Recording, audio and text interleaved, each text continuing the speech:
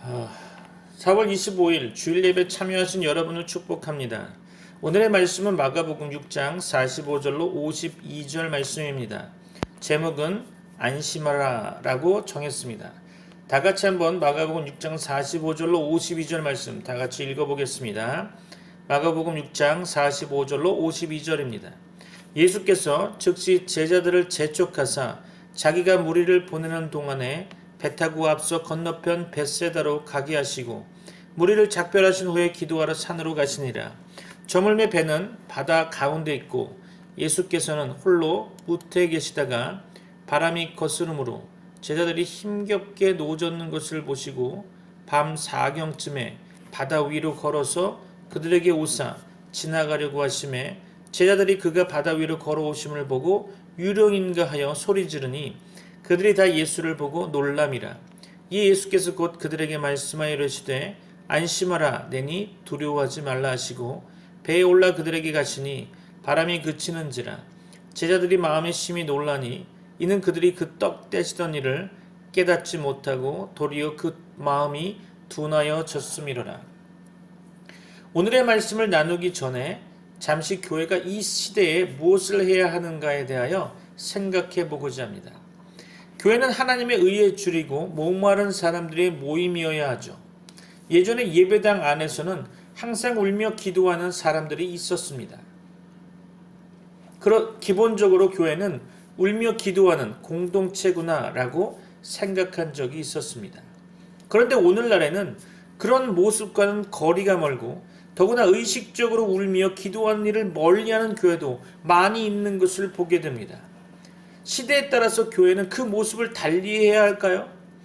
깊이 생각해 보면 이 땅의 교회는 항상 울며 기도하는 공동체일 수밖에 없다고 생각해 봅니다. 물론 그 울며 기도하는 형태가 다를지라도 기본적으로 울며 기도하지 않는다면 그 공동체는 교회답지 않다고 생각해 봅니다. 왜 교회는 울며 기도하는 공동체가 되어야 할까요? 교회는 이 땅 가운데서 하나님의 의를 지향하며 그 의에 줄이고 목마른 사람들의 모임이기 때문이 아닐까요? 하나님의 의가 나와 다른 지체들과 이 세상 속에서 나타나야 하는데 그렇지 못한 현실 앞에 섰을 때 우리는 애끓는 마음으로 주께 기도하지 않을 수 없을 것입니다. 우리는 예수 그리스도 안에서 나타난 하나님의 의에 근거하여 의롭다고 선언해 주신 그 하나님께 참으로 감사하며 온전히 헌신하여 주님이 원하시는 그런 성화가 이루어지게 해달라고 간절히 기도하지 않을 수 없습니다. 또한 함께 그리스도의 몸된 지체인 형제 자매들의 생각과 감정과 삶의 방식이 온전히 주님의 뜻을 지향하게 해달라고 간구하면서 그렇게도 변하지 않는 모습들, 더 강팍하게 변해가는 모습을 보고 생각할 때 우리들은 처절하게 울며 간구하지 않을 수 없을 것입니다. 예수 그리스도의 의로 인하여 성도들로 부르심을 받은 이 거룩한 무리들은 날마다 성령님의 은혜 속에서 조금씩이라도 변해가야만 하는 거죠.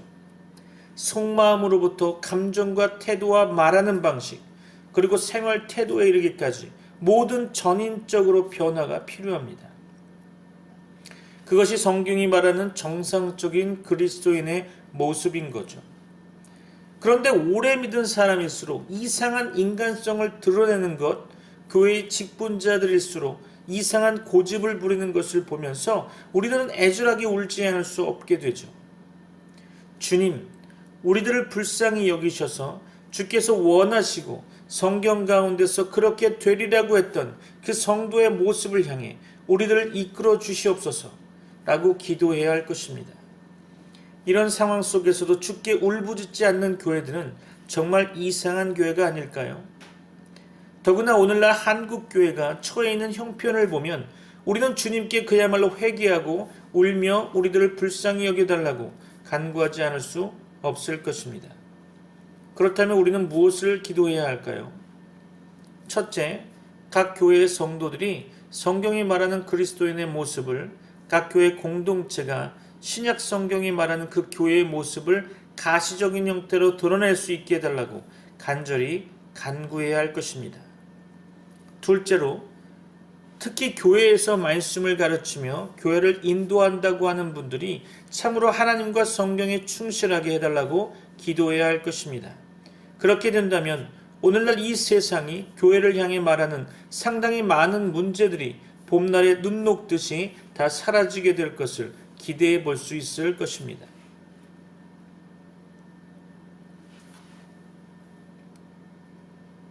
셋째로 성경이 말하는 교회의 모습이 제대로 나타나기 위해 성경을 정확무오한 하나님의 말씀으로 철저히 믿고 성경이 지시하는 교회적 정치 형태를 지닌 교회들이 하나가 되도록 연합하는 일을 위해 기도해야 할 것입니다. 넷째, 교회가 이 세상 속에서 교회의 모습을 드러낼 뿐만 아니라 그 구성원들이 이 세상 속에서 자기의 역할을 다하여 궁극적으로 이 세상 문화를 변화시키는 데까지 이를 수 있기를 위해 기도해야 할 것입니다. 이렇게 할 일이 많은 우리의 상황 속에서 우리들이 감당해야 하는 많은 문제들을 가지고서 주께 먼저 기도해야 하겠죠. 그래서 다시금 교회는 항상 울며 기도하는 모임이라는 이미지를 다음 세대에게도 생각하게 만들어야 할 것입니다. 물론 이때 소리치며 울고 기도하는 것만을 생각하면 안 되겠죠. 그럴 수도 있으나 그런 모습만으로는 진정한 우리의 기도와 울음을 제대로 표현하지 못할 수도 있겠습니다. 우리들의 모든 교회가 모두 진정한 의미에서 울며 기도하는 교회이기를 바라면서 이 시대에 진정 기도하는 교회의 모습이 어떤 형태로 나타나야 하는지를 같이 생각할 수 있었으면 좋겠습니다. 어떤 형태를 지니든지 진정한 교회는 이 지상에서는 언제 어디서나 울며 기도하는 모임이어야 할 것입니다. 울지 않는 유일한 교회는 승리한 천상의 교회뿐이니 그 교회로 가기까지는 세상을 향해 애통해 하시는 하나님의 마음과 심정을 느끼며 기도로 나아가야 할 것입니다. 그 천상 교회에 속할 때까지 우리는 이 땅에 전투하는 교회 안에서 주님께 간절히 기도하며 사명을 감당하기를 소망합니다. 오늘도 본문의 말씀을 통해 하나님의 말씀을 상고해 보고자 합니다. 45절 볼까요? 예수께서 즉시 제자들을 재촉하사 자기가 무리를 보내는 동안에 배 타고 앞서 건너편 벳세다로 가게 하시고. 오늘 본문의 말씀은 마태복음 14장 22절로 33절, 요한복음 6장 15절로 21절에서도 언급되고 있습니다. 그러나 그 저자의 관점이 약간씩 다른 것을 보게 됩니다.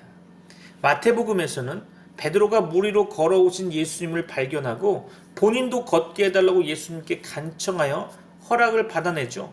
그래서 무리로 걷다가 풍랑을 보고 빠져들어가는 것을 느끼자 예수님께 구원해달라고 요청하는 부분이 서술되어 있습니다.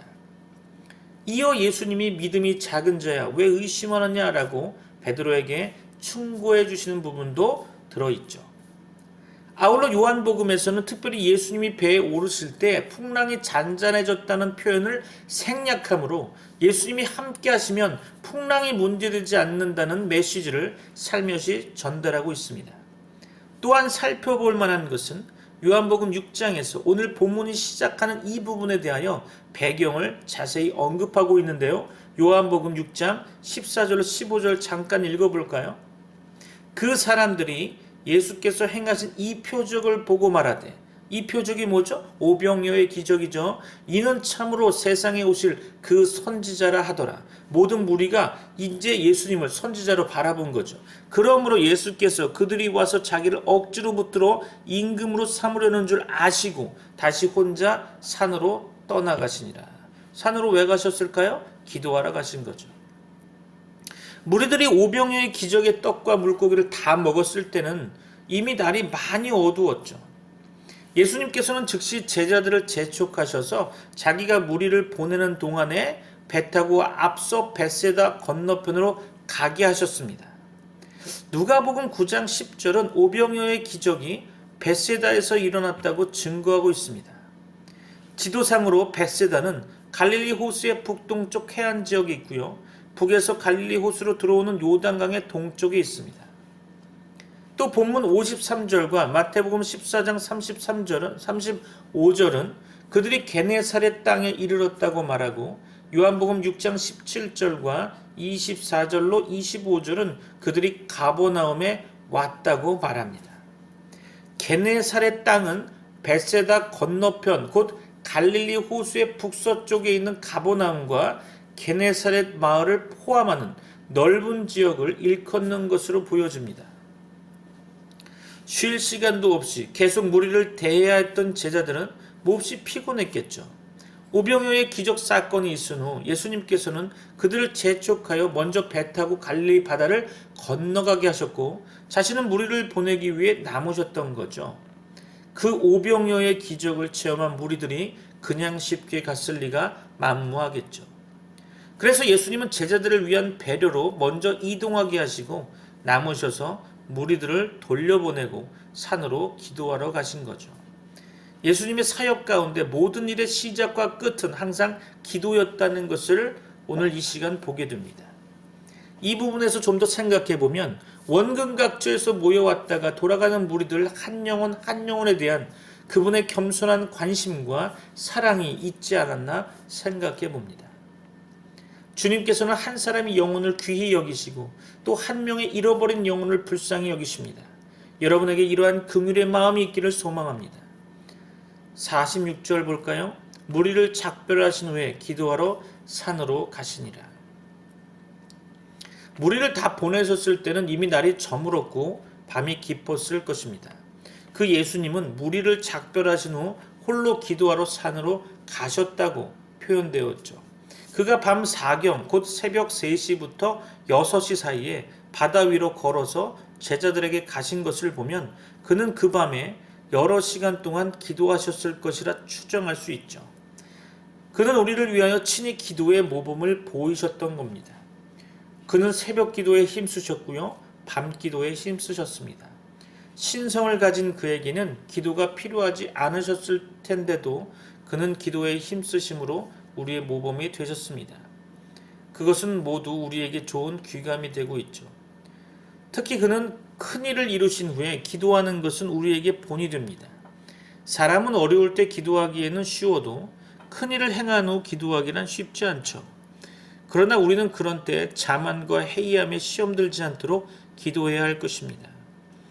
예수님께서는 우리와 똑같은 인성을 가지셨으나 그의 신성이 그의 인성을 보호하며 지도하셨을 것입니다.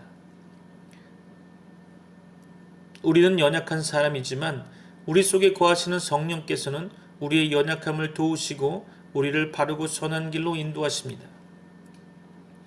우리는 심령으로 힘을 얻기 위해 시시때때로 하나님께로 나아가야 할 것입니다. 여러분에게 성령 충만함이 있기를 소망합니다. 47절로 48절 말씀 한번 볼까요? 저물매 배는 바닷 가운데 있고 예수께서는 홀로 무태에 계시다가 바람이 거스름으로 제자들이 힘겹게 노젓는 것을 보시고 밤 4경쯤에 바다 위로 걸어서 그들에게 오사 지나가려고 하시매 날은 저물어 밤이 깊었고요. 배는 바다 가운데 있었다고 표현되어 있죠. 예수님은 홀로 육지에 계셨습니다.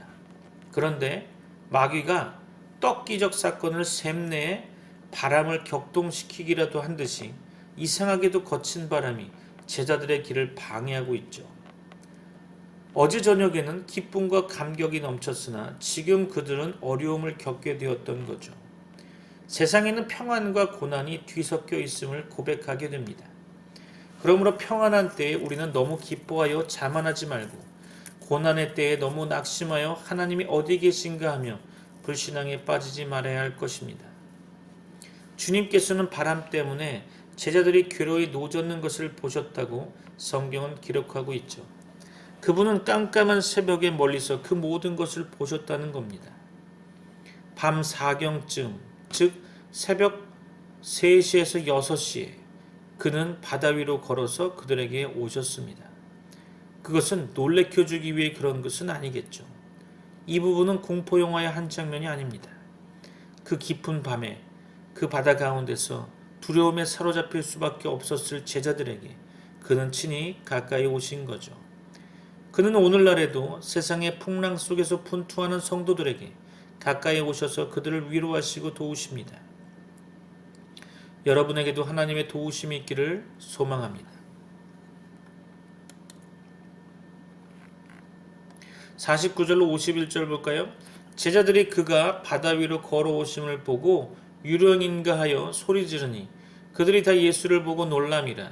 이에 예수께서 곧 그들에게 말씀하여 이르시되 안심하라. 내니 두려워하지 말라 하시고 배에 올라 그들에게 가시니 바람이 그치는지라. 제자들이 마음에 심히 놀라니. 제자들은 그가 바다 위로 걸어오심을 보고 유령인가 하고 놀라서 소리를 질렀다고 표현되어 있죠. 저라면 아마 놀라 기절했을 것입니다.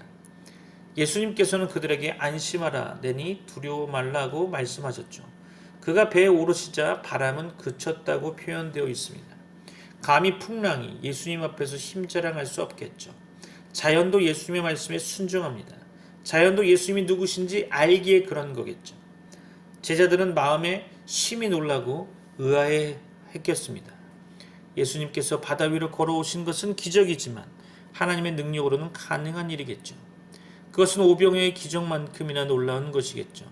오병이어의 기적을 체험한 그들이 그것을 잊어버리고 또 놀라운 일을 목격하게 된 거죠. 물건이 공중에서 아래로 떨어지고 물 위에서 가라앉는 것은 자연 법칙이지만 육신의 눈에 보이지 않는 영의 힘이 붙들면 물 위에 떠 있을 수 있을 것입니다. 여러분에게도 하나님의 놀라운 능력을 경험하는 한 주 되시기를 소망합니다. 지난번의 일이 잠깐 생각이 납니다. 제가 처음에 사역을 시작할 당시에 이 부분을 설교하는데 어떤 아이가 이런 얘기를 하더라고요. 아니, 사람이 어떻게 물 위로 걷습니까? 말도 안 되는 거예요 라고 얘기하더라고요. 그래서 제가 농담 섞인 얘기로 이렇게 얘기했죠. 아, 물에 뜰 수 있어. 어떻게 뜨냐고? 왼발이 가라앉기 전에 오른발을 내딛고 오른발이 가라앉기 전에 왼발을 내딛으면 되겠지. 그게 가능할까요? 그건 중요하지 않아. 어차피 인간은 안 되는 거야. 하나님만이 되시는 거지. 그랬다는 생각이 또 불현듯 납니다. 여하간 52절 말씀 봅니다. 이는 그들이 그 떡 떼시던 일을 깨닫지 못하고 도리어 그 마음이 둔하여졌음이로라. 떡 5개와 물고기 2마리로 5,000명 이상을 먹이신 것은 그가 물 위로 걸어오심보다 더 놀라운 기적이었다고 전 개인적으로 생각해 봅니다. 그들이 그때 예수님께서 하나님의 아들이심을 깨달았다면 그가 물 위로 걸어오심을 그렇게 놀라지 않았을 것입니다. 그러나 그들은 곧 깨닫게 되었죠. 마태복음 14장 33절에 보면 배에 있는 사람들은 예수님께 절하며 진실로 하나님의 아들이로소이다라고 고백하였다고 기록하고 있습니다. 제자들은 예수님께서 하나님의 아들이시라는 그의 신적 영광을 보게 된 거죠. 그리고 그 제자들은 깨닫고 고백하게 됩니다. 여러분에게도 이러한 고백이 있기를 소망합니다. 주님, 당신은 나의 주, 나의 하나님이십니다. 오늘 이제 말씀을 마무리하려고 합니다. 오늘의 본문의 말씀을 정리해보면 첫째로 예수님께서는 밤늦게 무리를 돌려보내신 후에 홀로 산에 남아 기도하셨다는 겁니다. 그는 새벽에도 밤에도 또 밤새도록 기도하셨습니다. 기도는 능력의 통로이며 승리의 길입니다. 우리는 사람으로 오신 예수님의 기도 생활을 본받아야 할 것입니다.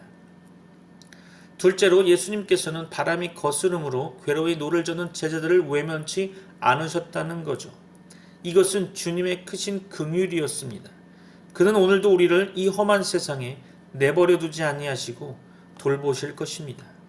하나님의 위로가 여러분의 있기를 소망합니다. 다 같이 기도하겠습니다.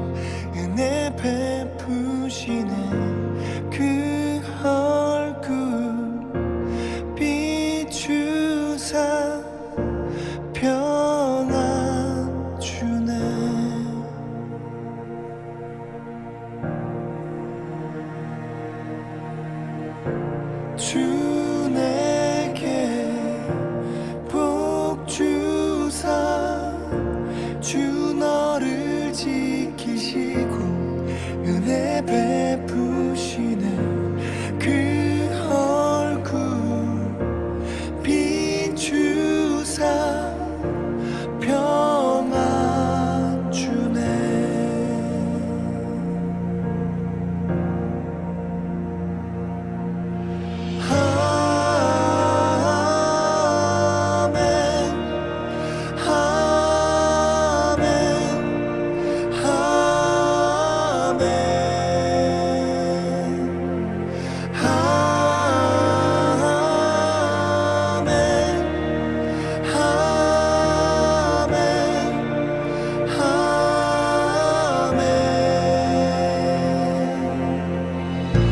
주 내게 복 주사 주 너를 지키시고 은혜 베푸시네 그 얼굴 비추사 평안 주네.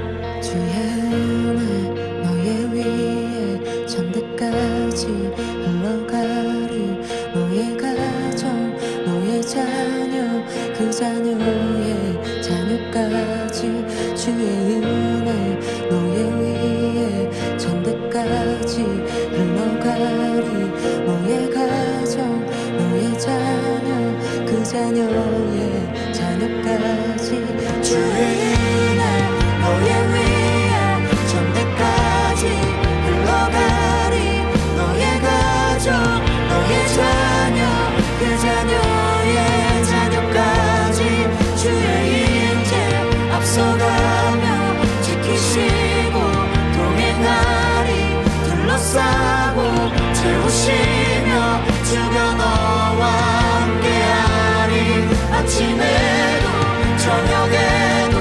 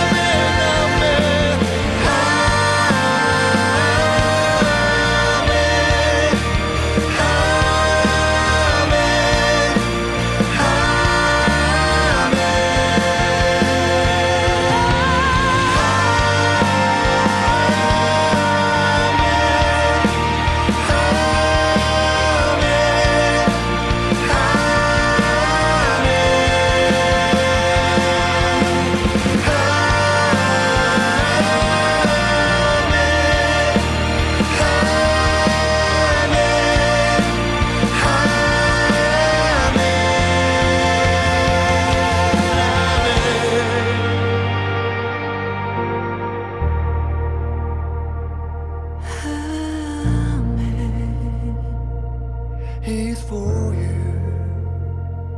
He's for you.